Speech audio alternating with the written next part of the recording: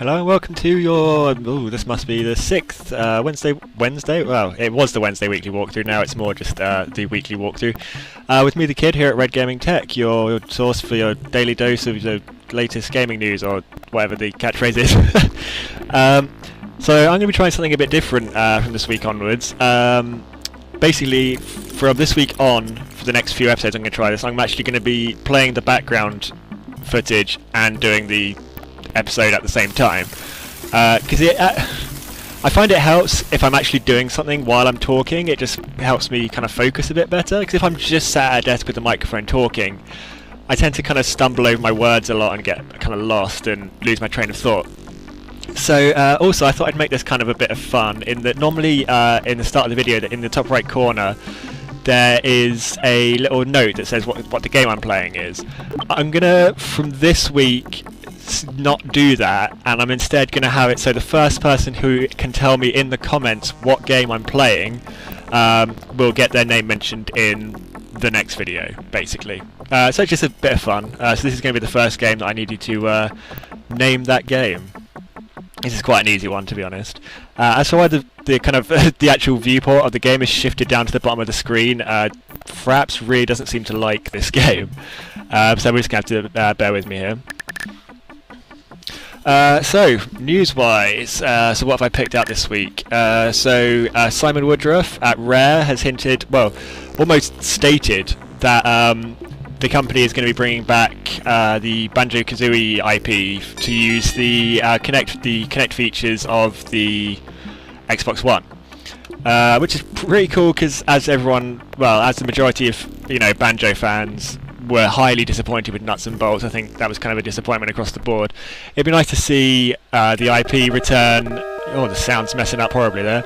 It would be nice to see the IP return, going back more to its roots rather than being like just a sort of another genre of game that kind of has those characters thrown in. They've also said that they want to make use of the Kinect sensor that's bundled with the console, so because it's not something you have to buy separately anymore, it means that developers are going to be more willing to experiment with it, because they know that basically everyone has one, unless Microsoft make a change later where you can buy the console without it. So that's quite cool. They've also said they've said in general they want to bring back older Rare IP, but they haven't said anything specifically. The only one they've specifically mentioned is Banjo-Kazooie. So going over to Lionhead Studios, Fable Legends has been announced for Xbox One. Essentially, it's a Fable game, but it's has 4-player co-op. Like you don't have to play it as a 4-player co-op. It always has 4 characters, but if you're playing by yourself, the AI will control the other 4 characters. So yeah, I mean, Fable 1 and 2 I really loved. Fable 3, I don't know, I wasn't sold on that. So yeah, I'm willing to give him another chance. I mean, it could be something interesting, it could be something duff, but we'll have to wait and see. They haven't really given much detail on it, aside from it's kind of a free-form type game, so it's not like a game where you're working towards a goal, like completion. It's more free-form, where you can choose to be an evil character or you can choose to be a good character, and it has the 4-player co-op thing, so I guess you kind of have sort of a posse going on, and it has like a morality system, and the story is more dynamic rather than just going from point A to point B. So yeah, that's pretty interesting, I guess. You can tell I'm kind of underwhelmed given the whole debacle with Fable 3. So what else have we got? Nintendo have added a new hero mode, a hero mode even, to the Wii U HD remake of Wind Waker. So apparently the difference. Well, do you remember? If anyone, do you act like I'm asking you personally a question? Does anyone remember when they re-released? Actually, I'm just gonna say something here. You're meant to pick up a watch here, but I swear it's nigh on invisible. Anyway, yeah, when they re-released the Ocarina of Time on the GameCube, they bundled it with the Master Quest version, which was basically like a reshuffled and slightly more difficult version of the game. It's basically going to be similar to that, except it sounds quite brutally difficult, actually. Essentially, the enemies deal pretty much double damage, and you like kind of a staple thing in the Zelda series was that you could find hearts in the little boxes and stuff. You can't get that. You can't find the hearts in jars anymore. So essentially, enemies with double the strength and a much sparser health availability. Yeah, it will include the regular normal mode. But yeah, for the kind of people who've played Wind Waker a lot, I think I've only finished Wind Waker once. I've definitely played it a few times. I think I've only seen it through all the way once. But yeah, so for people who are like veterans of that game, who've beaten it tons of times, like I've done with Ocarina of Time, I must have played that at least 10 times. It's nice to have like a harder difficulty to give you a bit more of a challenge as you play through, because sometimes by the time a game gets a HD remake, you've played that game so many times that you just breeze through it without even having to think, and all you're really playing it for is just the extra, like the souped up graphics. So it's nice to have a bit of an extra challenge to make the game kind of feel new again, I guess. So Blizzard have officially announced the Diablo 3 expansion, Reaper of Souls. They announced that at Gamescom. The game director, Josh Mosquera,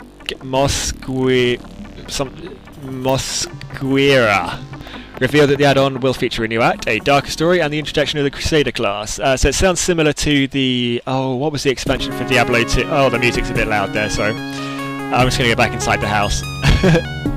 Otherwise you are not going to be able to hear me.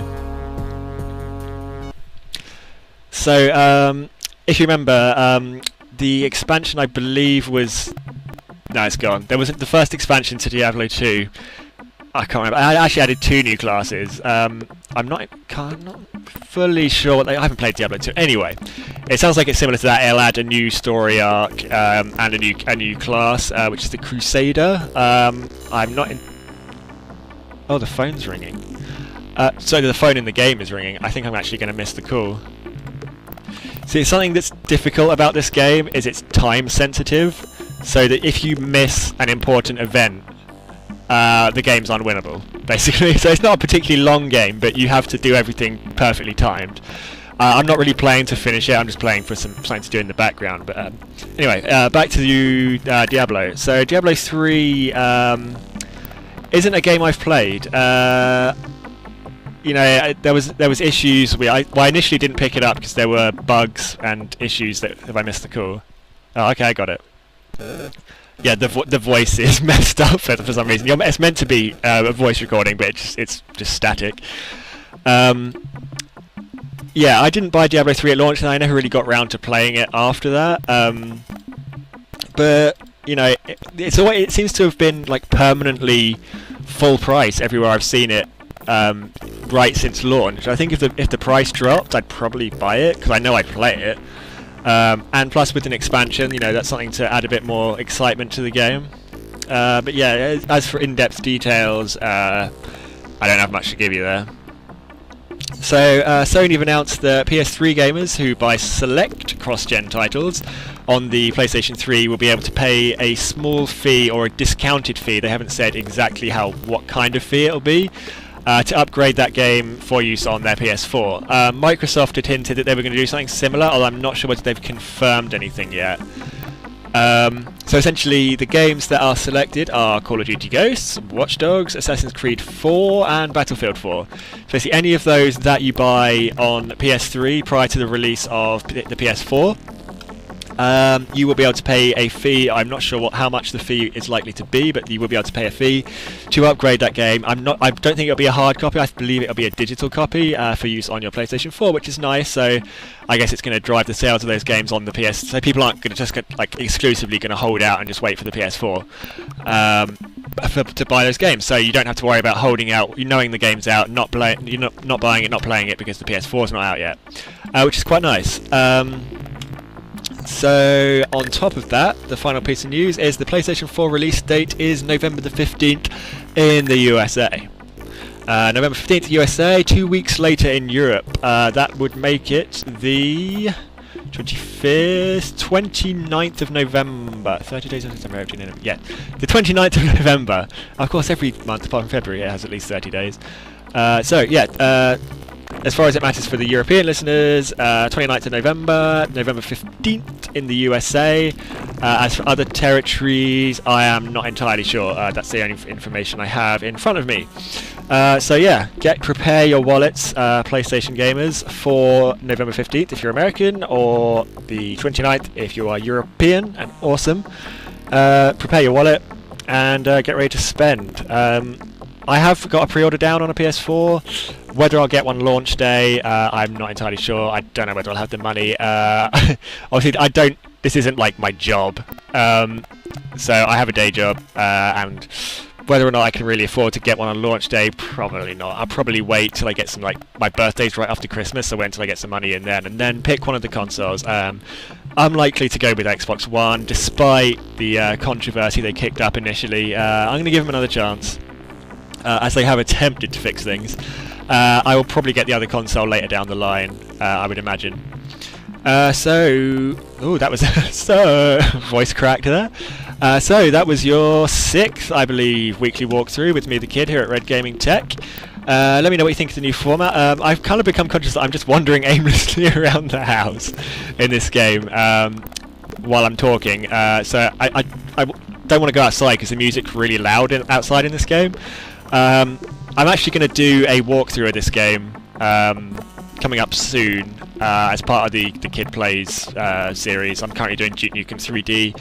I have a game planned after that, and then I'll probably do a one-part walkthrough for this game, because you can finish it in half an hour easily. Yeah, so this has been your 6th weekly walkthrough here at Red Gaming Tech with me, the kid, and until next week, I will see you later. Have a good time, and I need a catchphrase. Thank you, bye-bye.